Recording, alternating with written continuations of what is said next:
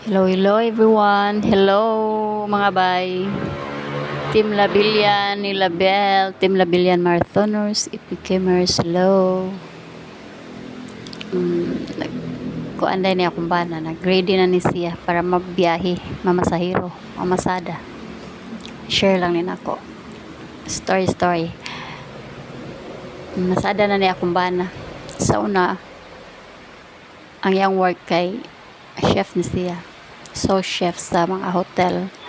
Nag early retirement ni siya pag 2018. Chef sa Waterfront Hotel dito sa Cebu. Muna yung work sa nag early retirement ni siya kay naman siya sleep desk sa iyahang spine. Naslide siya sa hotel. Mga di na niya kaya mag-work kay masakit magpirme iyahang kubok ko. Nag-retire siya kay sige siya absent. Sige may ato sa doktor. Wagi mahimo kay sige na lang pa doktor mo na nag-retire na lang siya kay para makarelax siya. Pahay-pahay siya pila ka tuig. Aram gyapon sakit.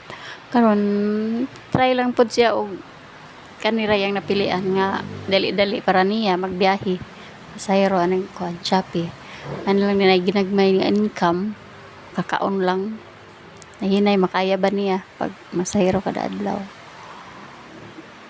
Bala ginagmay basta kanunay nakakaon lag katulo sa sakadlaw ana lang ning kamot lang mga pobre kay saon man isod na rong panahon na hinahinay intawon mga bay para makakaon ana ra mga bay. Salamat kaayo sa pag-watch. Thank you everyone. Thank you Team Labilyan Marathoners. Thank you for watching.